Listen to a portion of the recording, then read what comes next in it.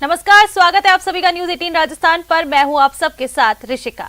साल का अंतिम चंद्र ग्रहण आज दिखाई देने वाला है। बता दें कि भारत में इसका दर्शन चंद्रोदय के साथ ही हो सकेगा। ये पूर्ण चंद्र ग्रहण शाम को 7:26 पर समाप्त हो जाएगा। बता दें कि सूतक काल 9 घंटे पहले ही लगता है, इसलिए चंद्र ग्रहण का सूतक काल प्रातः 9:21 से शुरू हो जाएगा, जो कि शाम तक चलेगा। बता दें कि शाम के 6:18 पर ये जो पूरा सूतक काल है ये चलने वाला है और इस सूतक काल के दौरान कई कार्य करना वर्जित होता है, जैसे कि भगवान की पूजा अर्चना करना या फिर मंदिरों के कपाट भी इस दौरान सूतक काल में बंद रहते हैं। इस ग्रहण का बता दें कि अलग अलग राशियों पर क्या प्रभाव रहेगा और इससे होने वाले कष्ट से आप कैसे मुक्ति पा सकते हैं, इसके बारे में आज हम आपको बताएंगे।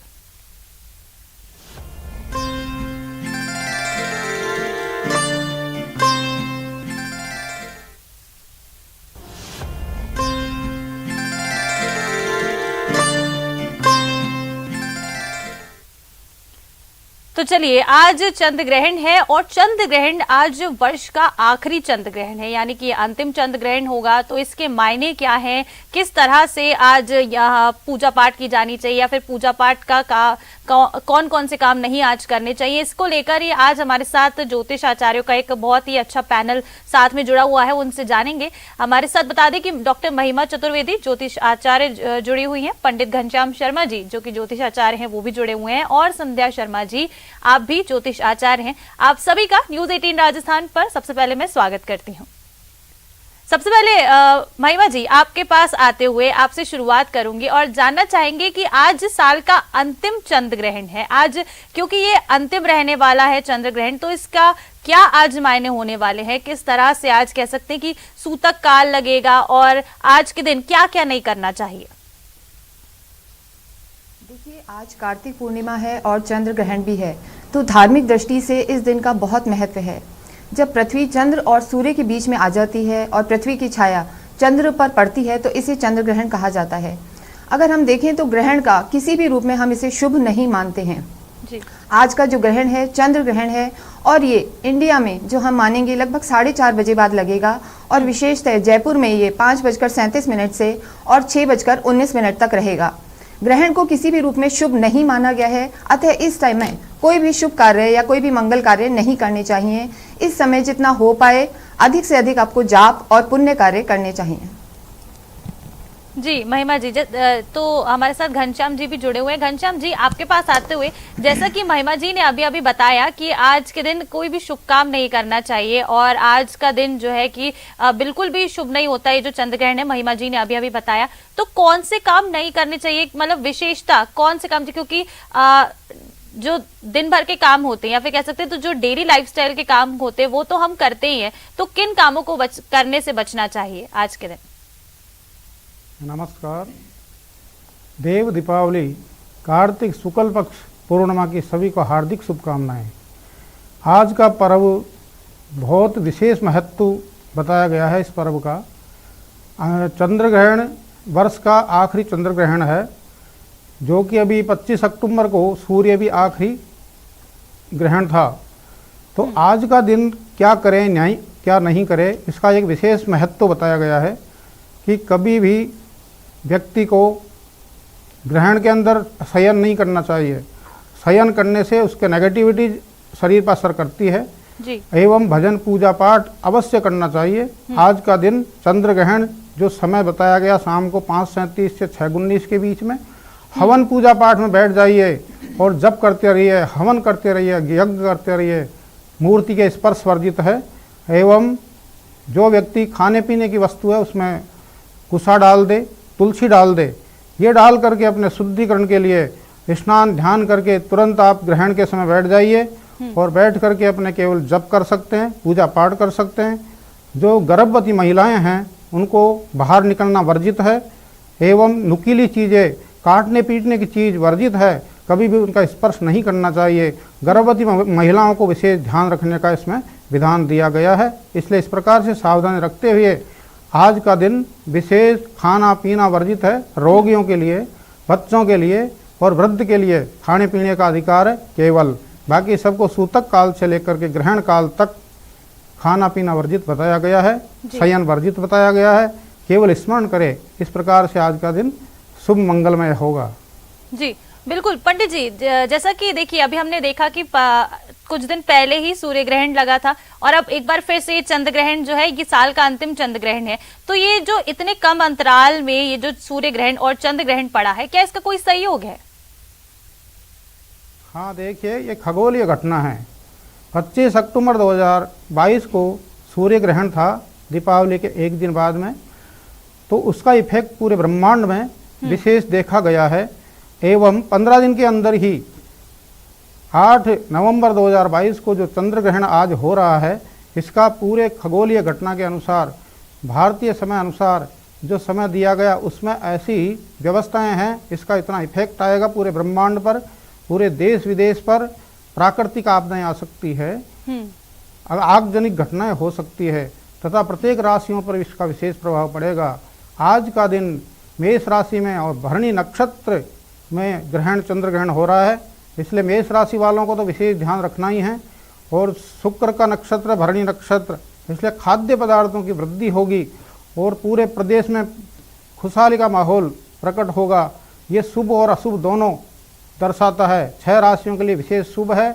आज का दिन जो भजन पूजा पाठ और दान तप हवन करेंगे, उस राशियों को जितने में नेगेटिविटी प्रभाव पड़ती है वो शुभ हो जाएगी।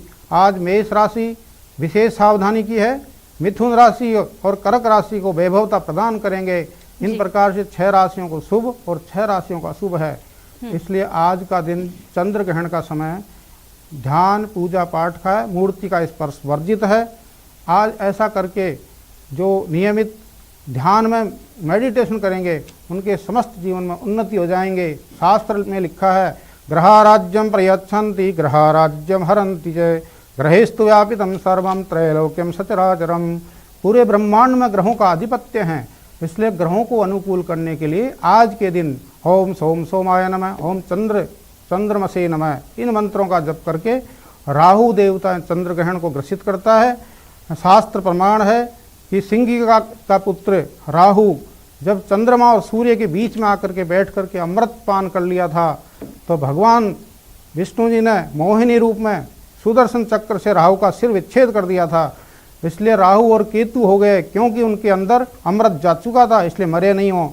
और सूर्य ग्रहण का प्रभाव उन्होंने कह दिया उसी समय कि चंद्रमा को और सूर्य को मैं ग्रसित करता रहूँगा समय समय पर। यह खगोलीय घटना के साथ साथ शास्त्रोक्त प्रमाण भी है। जी बिल्कुल, देखिए पंडित जी हमारे साथ आज गेस्ट पैनल में संध्या शर्मा जी भी जो ज्योतिष आचार्य हैं वो जुड़ी हुई हैं। संध्या जी, जैसा कि अभी पंडित जी घनश्याम जी ने बताया कि अलग अलग राशियों पे 6 राशियों के लिए शुभ बता रहे हैं वो ये चंद्र ग्रहण, तो किन राशियों के लिए शुभ होगा और क्या करना चाहिए, और जिनके लिए अशुभ बताया जा रहा है चंद्र ग्रहण, वो क्या करें इससे चंद्र ग्रहण के दुष्प्रभाव से बचने के लिए? जी नमस्कार, आप सभी को देव दीपावली की ढेर सारी शुभकामनाएं। आज जो चंद्र ग्रहण पड़ रहा है, आज देव दिवाली है और साथ ही कार्तिक पूर्णिमा भी है, तो आज का चंद्र ग्रहण अपने आप में बहुत ही ज्यादा अद्भुत माना जा रहा है और अभूतपूर्व घटना भी है, क्योंकि आज से ठीक 15 दिन पहले ही 25 अक्टूबर को सूर्य ग्रहण पड़ा था। और जब इतने कम अंतराल में 2 ग्रहण एक साथ पड़ जाते हैं, तो ये देश और विदेश जनमानस के लिए बहुत ही ज्यादा शुभकारी नहीं होते। ग्रहण चाहे कोई भी हो, कभी भी इसके शुभ परिणाम नहीं होते हैं, अशुभ और शुभ दोनों ही परिणाम देखने को मिलते हैं। जैसे कि कहा जाता है कि चंद्रमा मनसो जातः, चंद्रमा मन का कारक है। तो इस समय जब ये ग्रहण पड़ रहा है इतने कम अंतराल में, तो अब लोगों की मानसिक स्थिति खराब होगी, लोगों का मन खराब होगा, उनकी जो सोचने समझने की शक्ति क्षीण होगी। तो ये जो है अवसाद, डिप्रेशन, इस तरीके की समस्याएं ये चंद्र ग्रहण आने वाले 6 महीने में देगा, क्योंकि हर ग्रहण का 6 महीने तक उसका प्रभाव रहता है। तो जैसा कि अभी सूर्य ग्रहण भी था और अभी ये चंद्रमा का ग्रहण है, और चंद्रमा का ग्रहण आज भरणी नक्षत्र और मेष राशि में पड़ रहा है। तो इसका मतलब है कि मंगल और शुक्र इसमें प्रत्यक्ष रूप से शामिल है, और बाकी जो ग्रहों की स्थिति है जो कि वक्री चल रहे हैं, जैसे शनि है, बृहस्पति है, मंगल, ये सब वक्री चल रहे हैं। तो इन सब जो ग्रहों की स्थिति है बहुत ज्यादा आशाजनक नहीं है जनमानस के लिए, और बहुत ज्यादा हितकारी भी नहीं है। इस समय देखेंगे इस ग्रहण के बाद लोगों के वैवाहिक संबंध में भी समस्याएं आएंगी, एक्स्ट्रा मैरिटल अफेयर जो चल रहे हैं उसमें भी प्रॉब्लम्स आएंगी, और लोगों के दिमाग के ऊपर और मन के ऊपर इसका बहुत ज्यादा प्रभाव देखने को मिलेगा। तो ये जो ग्रहण है, इस ग्रहण काल में इससे बचने के लिए हमें ध्यान, तप, पूजा, दान आदि का सहारा लेना चाहिए। जो हमारे शास्त्रों के नियम है उनको फॉलो करना चाहिए, उनका पालन करना चाहिए।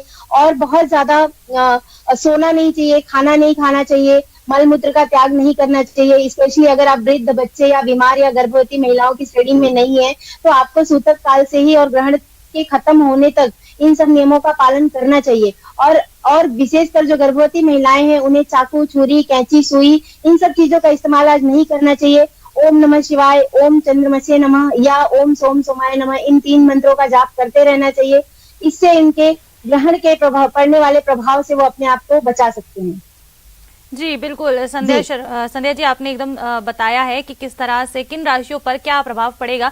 महिमा जी, एक बार फिर से आपके पास आते हुए, जैसा कि अभी संध्या जी बता रही थी कि कौन कौन उन्होंने मंत्र बताए कि ये करने चाहिए, आपसे मैं जानना चाहूंगी सूतक काल होता क्या है? क्योंकि सूतक काल में अक्सर ही लोगों को काफी सारे कंफ्यूजन्स रहते हैं कि क्या करना चाहिए, क्या ना करें, और ये कितने बजे से आज शुरू होगा और कब तक इस सूतक काल के अंदर, कह सकते हैं अगर ये कई घंटों का रहेगा तो इनमें क्या क्या काम वर्जित है, क्या ना करें, और किस तरह से जो इस दौरान जो पूरा समय रहेगा उसको व्यतीत करना चाहिए?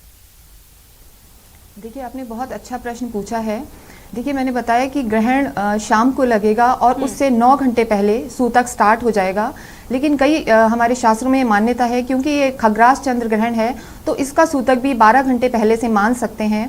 सूतक के समय भी हम देव देवताओं को स्पर्श नहीं करते हैं, मंदिर के पट बंद हो जाते हैं। और इस समय भी जितना हो सके हमें ज़्यादा से ज़्यादा पूजा पाठ करनी चाहिए, मंत्रों का उच्चारण करना चाहिए। और जितनी भी हमारे खाने पीने की चीज़ें हैं उनमें हमें दूब है, कुशा है और तुलसी के पत्ते डाल देने चाहिए। इससे जो नेगेटिविटी दूर होती है। इसके साथ साथ ही गर्भवती महिलाओं को बाहर नहीं निकलना चाहिए। और भी जो लोग हैं, अगर वो हो पाए तो इस समय कुछ भी आहार ग्रहण ना करें। लेकिन जो वृद्ध हैं, बच्चे हैं, जो नहीं रह सकते हैं या जो बीमार हैं, वो इस समय ज़रूर कुछ ग्रहण कर सकते हैं। सूतक काल का मतलब होता है कि जब ग्रहण स्टार्ट होने वाला होता है उससे पहले जो एक छाया रहती है और स्पर्श से पहले का समय होता है, इस समय को भी हम अशुभ और नकारात्मक समय ही मानते हैं, तो इस काल को हम सूतक काल कहते हैं। और साथ ही साथ मैं आपको कुछ चीज़ें बताना चाहूँगी जो विशेष चीज़ें हैं कि जो हमें ग्रहण के दौरान ध्यान रखनी है। जैसे ही ग्रहण स्टार्ट हो आप मंत्र जाप करें, ओम नमः शिवाय, ओम नमो भगवते वासुदेवाय। और ग्रहण पूरा होने के बाद आप सभी को स्नान करना है, सारे घर में आपको गंगा जल डालना है और अपने भगवान को, जो अपने इष्ट हैं, उनको वापस से स्नान करा के शुद्ध कपड़े पहनाने हैं। और इसके साथ साथ ही क्योंकि ये चंद्र ग्रहण है तो आप सभी को सफ़ेद चीज़ों का दान करना है। ये बहुत ही विशेषकर है, जैसे दूध होता है, नमक है, चीनी, चावल, और विशेषकर चांदी हो गई, शंख हो गया, मोती शंख हो गया और कपूर, इन दान का विशेष महत्व है। जितने भी हम ये दान करेंगे सफ़ेद चीज़ों का, ये सभी राशियों के लिए एप्लीकेबल है। सफ़ेद चीज़ों का दान ये आपको ग्रहण के बाद ज़रूर से ज़रूरतमंद लोगों को करना है। इसके साथ साथ ही आपको ग्रहण पूरा होने के बाद ज़रूरतमंद लोगों को भोजन कराना है। एक और विशेष चीज, सफ़ेद चीज़ों का दान हम सभी राशि वाले कर सकते हैं, लेकिन कुछ विशेष राशियां, जैसे मेष राशि है, आज मेष राशि में ही ग्रहण हो रहा है और भरणी नक्षत्र है, तो उनको सफ़ेद के साथ साथ कुछ लाल चीज़ों का भी दान करना चाहिए, जैसे वे गुड़ का या एप्पल या कुछ रेड फ्रूट का दान कर सकते हैं। और जो चंद्रमा की उच्च राशि है, वृष राशि है, वो सफ़ेद चीज़ों का दान ना करें, वो स्पेशली गेहूं का दान करें। तो इस तरीके से, क्योंकि चंद्रमा मन का कारक है और हमारी माँ का भी कारक है, हमारे इंटेलेक्ट और इंट्यूशन का कारक है, तो ये हमारी संवेदनाओं को बहुत इफेक्ट करता है। तो आपको अधिक से अधिक जाप करना है, ध्यान करना है, जिससे हमारी प्राण ऊर्जा बढ़ी रहे, प्राण शक्ति और जो हमारी पॉजिटिविटी है वो बढ़कर रहे। तो डेफिनेटली ये जो चंद्र ग्रहण है हमारे पर कोई नेगेटिव प्रभाव नहीं दे पाएगा। जी बिल्कुल महिमा जी, आपने जो बताया ये बिल्कुल बहुत ही अच्छी जानकारी हमारे न्यूज़ 18 राजस्थान के दर्शकों के लिए कि चंद्र ग्रहण के दौरान क्या कुछ करना चाहिए नेगेटिविटी से बचने के लिए और किन किन राशियों पर कैसा प्रभाव पड़ेगा, किस राशि के जातक क्या करें, ये भी आपने बताया। एक बार आपके पास फिर से लौटूंगी, पंडित जी घनश्याम जी आपके पास एक बार फिर से लौट रही हूँ। जैसे कि महिमा जी ने बताया कि राशियों पर इस तरह का प्रभाव पड़ेगा, किस राशि के जातक को क्या करना चाहिए या क्या नहीं, ये सब अभी अभी महिमा जी ने हमें बताया। आपसे ये जानना चाहेंगे हमारे न्यूज़ 18 राजस्थान के दर्शकों के लिए कि ये जो चंद्र ग्रहण है ये किस स्थिति में पड़ता है और इसके क्या दुष्प्रभाव हो सकते हैं किसी भी व्यक्ति के लिए। हाँ जी, चंद्र ग्रहण का जो प्रभाव आता है सभी राशियों पर बताया गया। अभी यह क्यों पड़ता है, शास्त्र के प्रमाण के अनुसार तो राहु चंद्र को ग्रसित करता है, सूर्य को ग्रसित करता है, उसको चंद्र ग्रहण कहते हैं। और खगोलीय घटना के अनुसार ब्रह्मांड में जितने भी स्टार है ब्रह्मांड में प्रतिक्षण गतिमान रहते हैं। तो सूर्य, चंद्रमा और पृथ्वी की जब एक सीध हो जाती है तो उसमें एक छाया पड़ती है चंद्रमा पर। तो इस छाया ग्रह को खग्रास चंद्र ग्रहण जो अभी हो रहा है आज, यह खग्रास चंद्र ग्रहण है, खंडग्रास चंद्र ग्रहण होता है। तो इस प्रकार से खग्रास चंद्र ग्रहण ग्रस्तोदय होगा, उदय होते ये ग्रस्त की अवस्था में होंगे।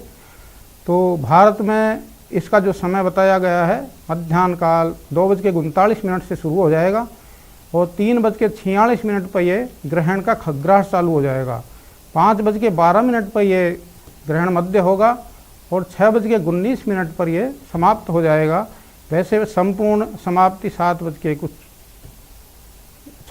पर या 19 पर दिया गया है जी। तो इस प्रकार से जो ये ग्रहण होगा, ये ग्रहण का एक विशेष शास्त्रोक्त प्रमाण क्या बताया गया है, आप सभी शास्त्रों में उठा के देख लीजिए। साइंस के अकॉर्डिंग भी, साइंस के अनुसार भी ये ऐसा ग्रहण है जिसमें भजन पूजा पाठ करने से करोड़ों गुना फल मिल जाता है। केवल ओम चंद्रमसे नमः मंत्र का जब एक माला करने मात्र से हजारों गुना का फल मिल जाएगा। जिन व्यक्तियों की ग्रहण स्थिति है लग्न कुंडली में, हॉरोस्कोप के अंदर सूर्य चंद्र ग्रसित है, सूर्य ग्रहण हो, चंद्र ग्रहण हो, उन व्यक्तियों को आज विशेष लाभ होता है क्योंकि उनकी मानसिक स्थिति बहुत डामाडोल रहती है। हमने ये देखा गया है जिन व्यक्तियों का चंद्र के साथ केतु हो या चंद्र के साथ राहु हो तो जीवन भर अशांति के माहौल क्रिएट करता है, उसकी मानसिक स्थिति सही नहीं होती है। इसलिए आज का दिन अगर व्यक्ति प्रभावशाली मंत्रों का जप करेगा, हवन करेगा, यज्ञ करेगा तो ये जो ग्रह स्थिति खगोलीय घटना है उनके जीवन में, पूरे जीवन में ही शुभता प्रदान करेगा। ग्रहणी व्यक्ति होता है, कई बार कहते हैं कि ग्रहण्य व्यक्ति है, अगर वो व्यक्ति आज ग्रहण काल में केवल उसमें राहु का मंत्र भी जप करना पड़ेगा, ओम राम राहवे नमः, ओम चंद्रमसे नमः, ओम सोम सोमाय नमः। और भगवान शिव महादेव सबके आराध्य देव है, इसलिए ओम नमः शिवाय और महामृत्युंजय का जप करने से उसके जीवन की घटनाएं घटित अनुकूलता प्रतिकूलता से अनुकूलता में आ जाएगी। ओम त्रयंबकम यजामहे सुगंधिम पुष्टिवर्धनम उर्वारुकमिव बंधनान् मृत्योर्मुक्षीयमामृतात्। इस मंत्र का जप करके शिव का अभिषेक करें, लेकिन आज शिव का अभिषेक वर्जित है, केवल मंत्र का जप करें तो उसके जीवन में अनेक प्रकार की शुभ घटनाएं घटित होती हैं। आज खगोलीय घटना जो हो रही है पूरे विश्व में, ब्रह्मांड में समुद्र तक उबलते रहते हैं, तो मनुष्य के ऊपर कितना प्रभाव पड़ रहा है इस ग्रहों का। ऐसा केवल मन का राजा चंद्रमा है, माता का कारक है, वाहन भूमि भवन लग्जरी जीवन का कारक भी 4th स्थान का स्वामी चंद्रमा ही है। इसलिए आज जो चंद्रमा को अनुकूल कर लेगा उसके जीवन में नेगेटिविटीज तो रह ही नहीं सकती, पॉजिटिविटीज रहेगी। यम यम चिंतयत एकामं तम तम प्राप्नोति निश्चितम। जैसा जैसा सोचेगा वैसा वैसा हो जाएगा। इसलिए चंद्रमा को अनुकूल करने के लिए आज सफ़ेद वस्तुओं का दान करते हुए चंद्रमसे नमः, ओम भौम भौमाय नमः, नवग्रह का करो जाप। ओम ब्रह्मा मुरारी त्रिपुरांतकारी भानु सती भूमि सुतो बुधश्च गुरुश्च शुक्रः शनि राहु केतवः सर्वे ग्रहा शांतिकरा भवन्तु। नवग्रहों को अनुकूल करने के लिए नवग्रह मंत्र का जप करते हुए इस खगोलीय घटना का स्वागत करते हुए एक ध्यान विशेष रखें, खुली आंखों से कभी भी चंद्रमा को नहीं देखना चाहिए क्योंकि नेगेटिविटी आती रहती है, पूरे शरीर पर आंखें खराब हो जाती है। इसलिए विशेष ध्यान करते हुए आज का पर्व उल्लास के साथ मनावे। भगवान 4 महीने की निद्रा से जाग करके आज विष्णु लोक को, वैकुंठ लोक को जा रहे हैं, इसलिए आज देव दिवाली भी मनाई जाएगी। ग्रहण के बाद 6:19 के बाद सभी लोग स्नान ध्यान करके भगवान की पूजा कराएंगे, नए वस्त्र पहनाएंगे और आज दीपोत्सव कराया जाएगा। आज देवताओं की दीपावली है क्योंकि भगवान नारायण वैकुंठ में जाकर के ये आनंद प्राप्त करवा रहे हैं, इसलिए आज दीपोत्सव की सभी को हार्दिक शुभकामनाएं। जी बिल्कुल पंडित जी, आपने एकदम सही जानकारी दी है। संध्या जी, एक बार फिर से आपके पास आते हुए, जैसा कि पंडित जी अभी बता रहे थे कि जो ये चंद्र ग्रहण होने वाला है इसका देश प्रदेश या फिर कह लें कि दुनिया भर में कई तरह के जो है इफेक्ट्स देखने को मिलेंगे, कई इसके प्रभाव देखने को मिलेंगे। अगर सिर्फ देश की दृष्टि से बात की जाए तो देश के लिए ये क्या अच्छा है ये चंद्र ग्रहण? किसी भी क्षेत्र में बात की जाए कि ये देश के लिए अच्छा साबित होगा या बुरा साबित होगा? जी जी मैम, जो आज ग्रहण पड़ रहा है ये किसी भी हालत में देश के लिए अच्छा साबित नहीं होने वाला है, क्योंकि चंद्रमा मन का कारक है, चंद्रमा मन सो जाता। तो जब भी चंद्रमा पे ग्रहण होता है तो इंसान की मन स्थिति खराब हो जाती है। जो भी हमारा जनमानस है सभी के मन स्थिति खराब हो जाएगी, यानी लोगों की सोचने समझने की क्षमता खराब हो जाएगी। और स्पेशली जिसकी जन्म कुंडली में, लगन कुंडली यानी बर्थ चार्ट के अंदर ही ग्रहण है, चंद्रमा किसी न किसी तरह से राहु या केतु के प्रभाव में है, उनका जो मन है वो ज्यादा व्याग्र हो जाएगा, उन्माद की एक स्थिति पैदा होगी। और जो लोगों की चंद्र ग्रहण की जो प्रभाव है ये पानी से संबंधित होगा, तो पानी में एक तरीके का भूकंप या भूचाल या फिर इस तरीके की भूकंप जैसी स्थितियां पैदा होंगी और हमारा आने वाला जनमानस प्रभावित होगा। और कहीं ना कहीं इससे महंगाई बढ़ेगी, बाकी चीजें खराब होंगी और लोगों को इससे राहत लेने के लिए हमें फिर वही है कि शास्त्रों के नियमों का पालन करना चाहिए, अपने मन को शांत करना चाहिए, ध्यान और मेडिटेशन करना चाहिए, ग्रहण के दौरान मंत्रों का जाप करना चाहिए और चंद्रमा को मनाने की कोशिश करनी चाहिए। ग्रहण के दौरान घर से बाहर नहीं निकलना चाहिए ताकि आप अपने नेगेटिविटी से बच सके। और सीधे सीधे ग्रहण को देखना भी नहीं चाहिए। अगर आप देखना ही चाहते हैं तो गॉगल, लेंस या किसी भी तरीके की प्रोटेक्शन का इस्तेमाल करके ही ग्रहण को देखा जा सकता है। इसके अलावा जो बच्चे, वृद्ध और महिलाएं हैं उन्हें खास करके ख्याल रखना चाहिए, स्पेशली गर्भवती महिलाओं को, कि वो किसी भी तरीके के अकृत्य कार्य को ना करें, जैसे कि कटिंग करना है, सिलाई करना है, बुनाई करना है, इस तरीके की चीजों से बचना चाहिए। बच्चों को भी समझाना चाहिए कि आज के दिन शांत रहें और मन में ओम नमः शिवाय बहुत छोटा सा मंत्र है, बच्चों से हम आसानी से करवा सकते हैं, इसलिए उनसे करवाना चाहिए। और बाकी चीजों का ध्यान रखना चाहिए। अगर जो वृद्ध है, जो बीमार है, महिलाएं हैं जिनको खाना जरूरी है या पानी पीना जरूरी है, उनके लिए फिर तुलसी का सहारा लेना चाहिए या कुसा का सहारा लेना चाहिए कि अपने खाने पीने की चीजों में तुलसी डालकर ही उसका ग्रहण करना चाहिए, क्योंकि तुलसी साइंटिफिकली भी प्रूवन है और शास्त्रों में भी तुलसी का बहुत महत्व है कि तुलसी के अंदर एंटी बैक्टीरियल और एंटी ऑक्सीडेंट होती है तुलसी।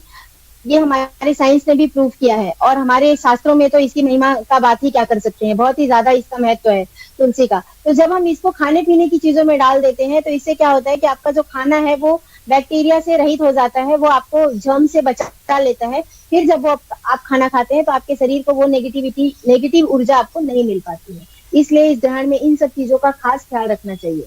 घबराने वाली बात नहीं है, बहुत ज्यादा पैनिक क्रिएट नहीं करना चाहिए, शांत रहें, अपने आप को शांत रखने की कोशिश करें, ध्यान और मेडिटेशन का सहारा लें, दान पुण्य भी कर सकते हैं। ग्रहण के बाद भी दान करने का बहुत महत्व होता है।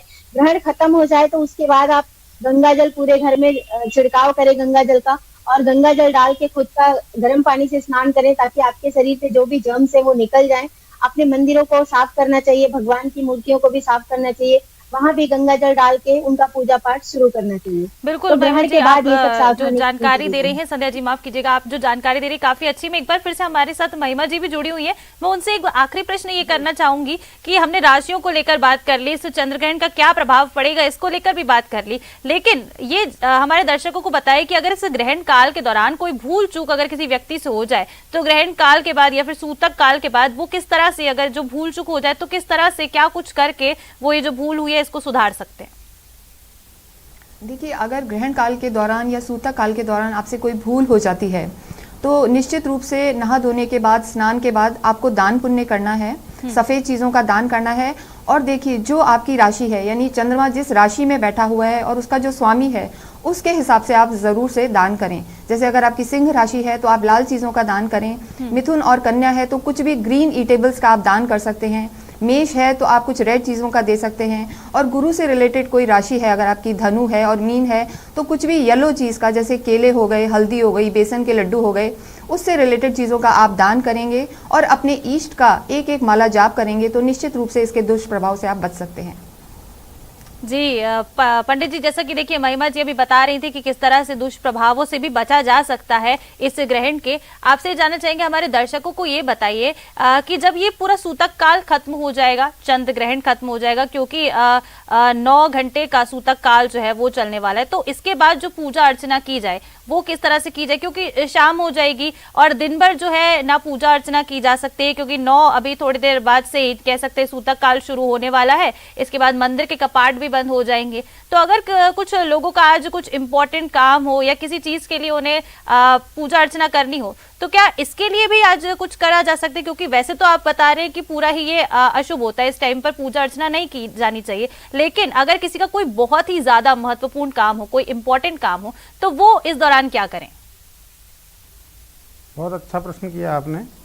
न्यूज 18 राजस्थान पर हम आपको ये बता रहे हैं कि जो कोई विशेष कार्य हो किसी का तो कर सकता है। उसका एक विधान लिखा है शास्त्र में कि आप कुशा रख करके, तुलसी रख करके भगवान का स्मरण मानसिक करते हुए शुभारंभ कर सकते हैं, तो कोई दोष नहीं लगेगा। दूसरा, आपको संध्या काल में जब सूर्यास्त हो जाएगा तब इसका ये नियम है कि स्नान ध्यान करके भगवान के वस्त्र भी चेंज करते हैं, मंदिर को पूरा धुलाया जाएगा, गंगा जल पूरा छिड़का जाएगा। गौमूत्र गंगा जल के पूरे छिड़कने मात्र से शुद्धिकरण मानी गई है। अब ये शुद्धिकरण करने के बाद मंदिर में भगवान को पहले स्पर्श नहीं कर सकते आप, ये वर्जित बताया गया है। जप ध्यान यज्ञ सब कर सकते हैं, दान कर सकते हैं उसके बाद, लेकिन भगवान को स्पर्श करने का बहुत बड़ा दोष लगता है।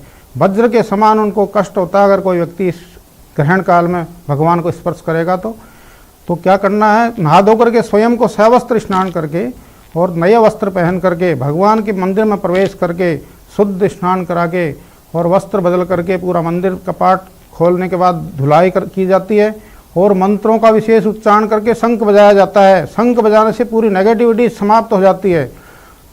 हम शंख बजाने के बाद प्रत्येक घर के अंदर जो व्यक्ति शंख रखता और बजाता है उसको भी नेगेटिविटी दूर हो जाती है। इस प्रकार से भगवान को षोडशोपचार पंचोपचार पूजा की जाएगी। घंटा घड़ियाल बजा करके भगवान की पूर्ण विधि विधान से आरती करने के बाद दीपोत्सव भी किया जाएगा। देव दिवाली आज के दिन है, तो समस्त भगवान के उत्सव के लिए आज गोविंद देव जी का मंदिर से लेके समस्त मंदिरों में भारतवर्ष में और पूरे ब्रह्मांड में इस ग्रहण का इतना प्रभाव देखा गया है कि सभी मंत्र का जप करते पॉजिटिविटी इतनी आ जाती है शरीर में कि वो आदमी 1 साल तक रिचार्ज हो जाएगा। जो मंत्रों का जप करेगा, ध्यान करेगा, मेडिटेशन करेगा, दान करेगा, तब जप पूजा पाठ का ये विशेष पर्व है। इसलिए आज वर्जित कई चीज़ें बताई गई, कई शुभ बताई गई। सभी राशियों के लिए शुभ हो जाएगा केवल वह पूजा पाठ और व्रत दान जप करे। तो ऐसा कोई नहीं है कि वो नेगेटिविटी से घूमता रहे, तो नेगेटिविटी उसकी सोच के ऊपर आ जाएगी। इसलिए सभी व्यक्ति, बिल्कुल घनश्याम जी, आपने एक बहुत महत्वपूर्ण जानकारी दी कि आज किस तरह से आज कार्य करना चाहिए। हमारे सारे गेस्ट पैनल ने दर्शकों को एक बहुत ही महत्वपूर्ण जानकारी दी कि आज जो चंद्रग्रहण होने वाला है इस पर क्या करें, क्या कुछ ना करें, पूजा पाठ किस तरह से रहे, सूतक काल कितने टाइम का रहेगा। ये तमाम जानकारी हमारे दर्शकों के साथ साझा करने के लिए हमारे सभी गेस्ट का बहुत शुक्रिया। फिलहाल आप सभी का धन्यवाद। नमस्कार।